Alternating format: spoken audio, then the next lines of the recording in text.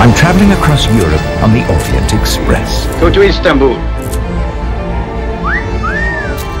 Place where a magic carpet was more appropriate. I'm on a journey through time, and the Orient Express is not just a train, it's a legend. Constantinople! Like, yeah, I think I'm gonna go to Turkey for the summer. You drink the magic here. We're in Turkey. Istanbul. Istanbul, Constantinople. I want to go to Turkey, and I can. And I want to visit Europe, but my story is a little bit complicated.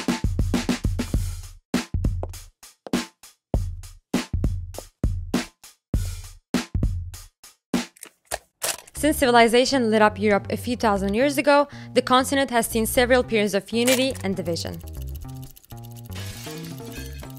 The dividing lines could be put in many different categories, but one of them always stood out. The birds sing in the west, the birds sing in the east. While Europe was unifying for the last time, some were left behind.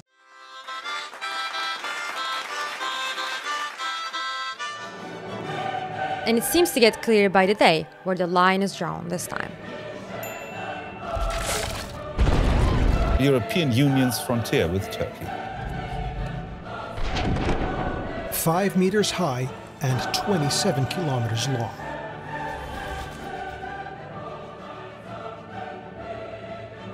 Wherever the line was, the flow of goods and people have not been really restricted over time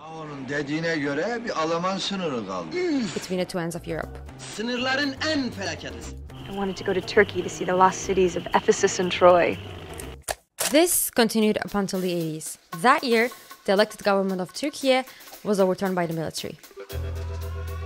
Türk Silahlı Kuvvetleri, Yüce Türk Milleti adına ülke yönetimine bütünüyle el konmuştur.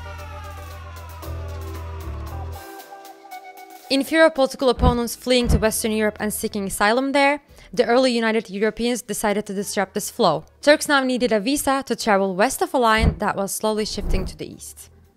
There are some rumors that the leader of the coup, Kenan Evren, was behind all of this. You know, to make it harder for them to escape. In the end, he wanted to hunt them down.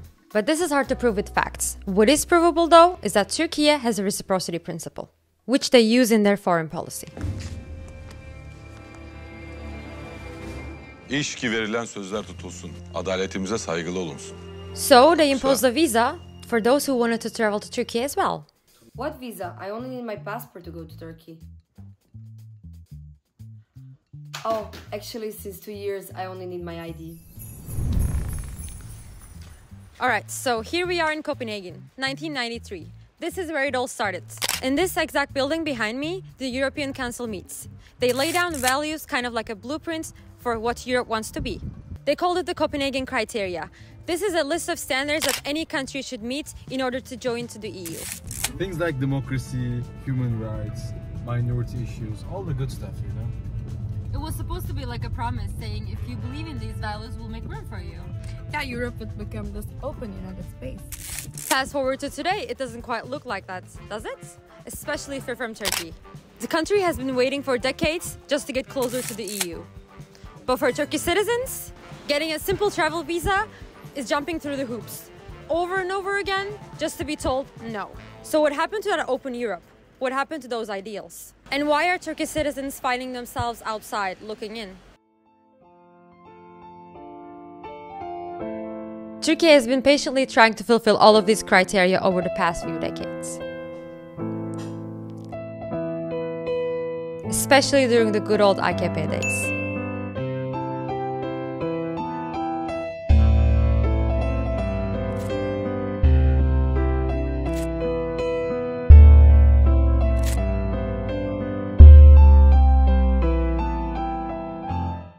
Many of the chapters for accession have been addressed and closed.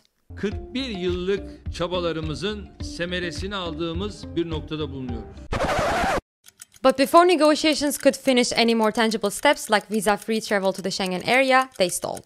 Türk tarafı olarak bütün bu yadırgadığımız tutum ve davranışlara rağmen müzakere sürecinin gereklerini behemehal yerine getiriyoruz. Getirmeye de devam edeceğiz. Ancak bu iyi niyetli yaklaşımı, bu samimi çabayı Avrupalı dostlarımızdan da bekliyoruz. 66 out of 72 stages were fulfilled at that stage. So on paper, Turks are only 6 criteria away to erase that line. Türkiye'nin müzakereleri başarıyla bitirmesine fırsat verilsin. Sahte, samimi olmayan engellemeler yapılmasın. Yapılmasın.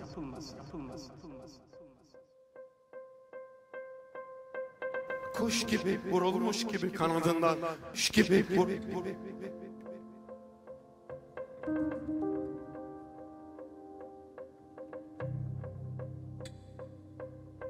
Remember, even for full membership to the EU, you do not need to complete all of these criteria. These are just some guidelines on paper. There are many examples of this: Greece, Cyprus, Romania, and Bulgaria. These countries were not even close to check all of these boxes. They are all EU countries now. A former president of France explained this double standard by saying Turkey was too poor, too big, and too Muslim.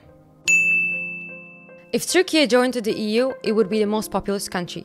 Thus, it would hold the most seats in the parliament, even surpassing Germany. But its GDP per capita is not even on the top 5 in the list. So, a disproportionate share of seats relative to its economic contribution would be inevitable. But a simple touristic travel visa is not full accession. But why are there double standards on that side? On paper, these are the 6 guidelines that are left, but 2 of them are more relevant than the others. First one is the alignment of the definition of terrorism to the EU, and its persecution, of course. Turkey and EU can't agree on which groups are terrorist organizations. He's a good guy, not a terrorist. Just decided to become a fucking terrorist? Different geographies, different threats, of course. What kind of action would make you a terrorist? If you ask EU and Turkey, they would have different conclusions. But Turkey tried to find a middle ground. The second criterion, the readmission agreement, is an example of this. Since its implementation in 2016, Turkey took back thousands of illegal immigrants that entered the EU through its territory. Today we agreed to launch visa liberalization dialogue and also to sign readmission agreements. To ease the pressure from the shoulders of the European Union. This move enables it to take back migrants rejected by the European Union quicker. The EU agreed a $3.3 billion aid deal with Turkey. The EU, on the other hand, paid only a part of the money that was promised. And visa-free admission? 114 gündür vize bekliyorum. Benim için hayat Alman Başkonsolosluğu'nun mesai bitiş saatinden sonra başlıyor. Benim normalde bugün Avrupa Capoeira Şampiyonası'na gitmek için 11.45'te uçağım vardı. Ben hayatımın şokunu yaşadım. Annemi arıyorum, anne red yemişim. Bulgaristan, Sırbistan çalışıyorum. 4-5 aydır böyle bir sıkıntı yaşıyoruz. Vize vermiyorlar. Interest in crossing the line to the west has clearly risen in the last decade. Turkey was the country with the second highest number of applicants in proportion to its population for a Schengen visa last year. But that interest was not accompanied with a rise in hospitality. The rejection rate has also increased significantly in the last decade, 4 times to be exact. When asked for a reason, officials come up with 2 explanations.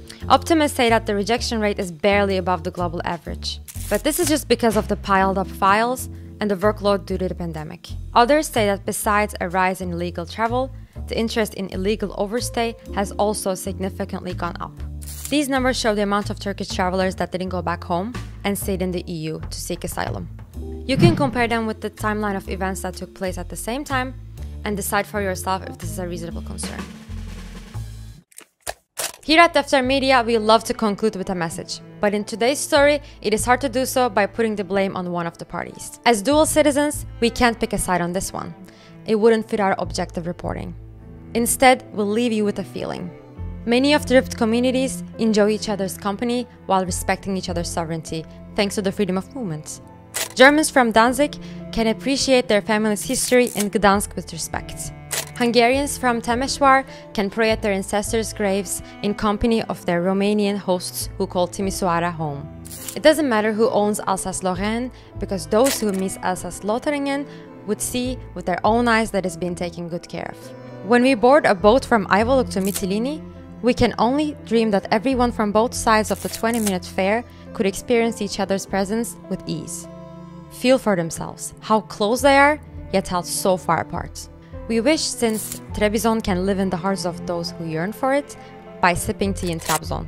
Turks could also taste that Kavala cookies taste just as good. We wish that they could see Drama's bridges are taken good care of, and that Gümecine lives in the smiles of the people of Komotini. Please consider subscribing and following us on Instagram.